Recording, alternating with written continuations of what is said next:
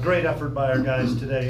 It was a four-quarter game that I thought we needed to control the line of scrimmage on both sides of the ball. That was a challenge to the guys on Monday, is to control the line of scrimmage. And the other big thing is not to worry about the results. Don't worry about anything that you can't control, and just focus on the process of winning each day and attacking Monday to get to Tuesday. And I told the guys before the game, I told the guys at the end of the game, do not be a results-based individual. Do not be a results-based program. Be a process-based program and process-based individual. And if you do those things and attack it on a daily basis and stack good days, you got a chance to be really successful on Saturday. So really pleased with the entire football team. It was our best football game of the year, all sides, OD and special teams.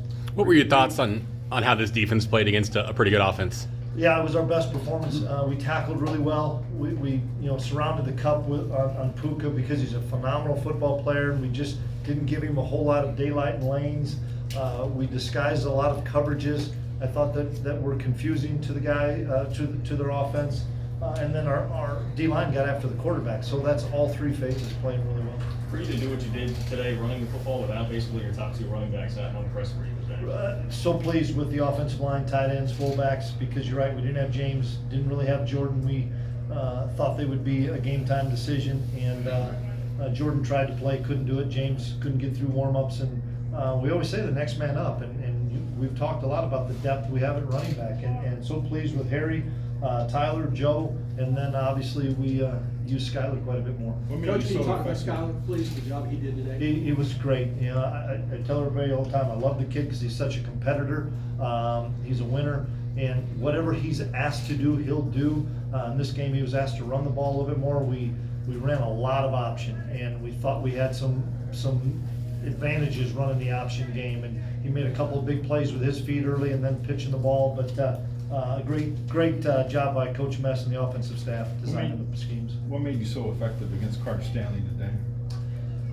For starters, I have a great appreciation for Carter Stanley. I think he's a tremendous football player. He's a great competitor. Visited with him just briefly after the game, told him how good a player I think he is. But I just think we confused him a few times with some coverage looks. The interception that DeQuan had, that was a look we hadn't shown this year. And then we did a good job of putting pressure on him. We just stayed relentless after the quarterback. Do you have any sort of update on AJ? I noticed he's on crutches. Yeah, we think it's an ankle sprain. We don't believe it's a fracture, but obviously it's really early in the process. How much is the collective confidence of the defense grown over the last 3 games? I think the collective confidence of the football team's grown over the last 3 weeks because we keep getting better. We keep progressing, and you don't know when your time's called upon. Harry Trotter, whoever else, Kiwi today, because he played a lot more when AJ got hurt. But I just think as a football team, we're continuing to improve and get better. But obviously, to answer your question defensively, I thought we played really well. Getting him over, is that just part of the process for you? Now that you say that, yeah, I mean it's a step in the right direction. We have a lot of games left, and we're not going to worry about the results. We're just going to attack this week with Texas, and we're going to have another tough game on the road. But we'll just try to hit Monday and be as good as we can on Monday. We asked you a Locked bunch. into running the game. I'm curious if you had any consciousness of the atmosphere at all before the game. And that's a good question. I know that we had a great showing by Kansas State fans. Kansas State fans came out in droves. They were the loudest crew, in my opinion, just because that's what I was listening to. I know it was a great atmosphere. I couldn't tell you all the things. I just looked when we were coming out, the sea of purple, which was really cool. As a follow-up to that, I mean, you're bowl eligible, but we probably see some progress on the other side of the line. What does that say about this future rivalry?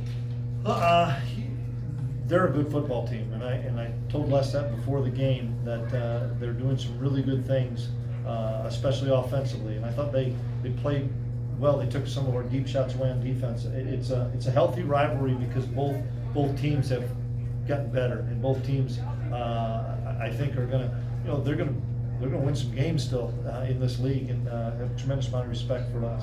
How frustrating were the penalties today? Yeah, they were frustrating in the first half, and then we talked about it at halftime and cleaned it up. The personal fouls, that has to end. We can't have those. I thought we were better in the second half. We'll have to look at the film on the holding. If we were holding and they called it, then we were holding. Sometimes it's a tighter called game, and so that's something we have to look at. We have to clean it up. Those we probably could have had a couple more scores, but they were taken back because of our holding. Trey Deshawn, 2 sacks. Is that as impactful as you've seen him be up front this year, particularly as part of the pass rush? Well, he's a disruptive guy, and he's a Kansas kid. This game's really important to him as a senior, and appreciated his leadership. He was one of the guys that talked before the game, and when Trey talks, people listen. But he's a disruptive, dominant football player that played at a really high level today. It's the second straight game that you guys have come out of the third quarter and really done a good job. How pleased were you with the team's ability to do that again today? Yeah, well, we had some good drives in the third quarter. Taking nine plays and 75 yards to start. That was huge. When we deferred and were able to get a stop and go up 7-0 right away. And then to start the second half with a big drive, and then we flipped the field with some.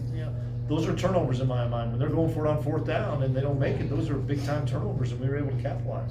Ian, we asked you so much about moving on from Oklahoma. Now that the week's over and you look back at it, how was the prep from this team this week? It was great, and we didn't talk anymore about Oklahoma after we had our awards on Monday, and we said we're turning the page. And I keep telling these guys, whatever you did last week has no bearing on the next week. And you can't compare scores, any of that stuff. You have to attack it on a daily basis to give yourselves a chance to be successful. What did you like most from Harry today in the backfield? I thought his vision was much better than it's been, but I also attribute that to the fact that he took all the reps with the ones all week because James and Jordan didn't take many reps. So when he had all those reps, I think he saw the things a lot better, and he was running through some arm tackles and the thing that doesn't probably get mentioned, guys, is for I don't know how many weeks we didn't turn the football over. When you don't turn the football over, you hold it for 38 minutes and you rush for 300 yards, typically good things are going to happen. What did you like about the option with some of your personnel groupings? We thought we had them outflanked, and so and we're not a big option team. You go back and look at Coach Mess for every amount of years, just not that. It's not what we do, but we just saw an opening there, and we took advantage of it. And I thought Skyler made some really good decisions. In what ways can the defense even become better? We have to get better. For starters, the penalties, continuing to work on tackling. We probably missed a few tackles. Continuing to work on our landmarks and drops and coverage. I mean, we know that's one thing we talk about. We can continue to get better as a football team. How concerned were you for big play potential other than Puka? No, really concerned, because that's the thing we talk about. They've been getting a 60, 70-yard pass and multiple ones against everybody. And you can't just fear and say, I'm going to play soft all day. But it was something that we made a conscious effort of. I thought Denzel Goolsby roaming the middle of the field, he may not have made a ton of plays, but he took a lot of things away because Denzel's just such a smart player. We have time for one more? How have you seen Skyler mature? He came off such a great game against Oklahoma and then comes here in a big rivalry game. How have you been able to see him remain even keeled, even though there was opportunity for him to have letdown today? Yeah, just preparation, just continuing to prepare every day. And we didn't have to throw it very much. We threw it 16 times. And I know he scrambled sometimes, but he knew the running game was working for him, and so we kind of rode that. But Skyler's just managing the game and leading our offense as well as I can expect. And I'm so happy and so proud of the kid. All right, that'll do it. One more outside, guys.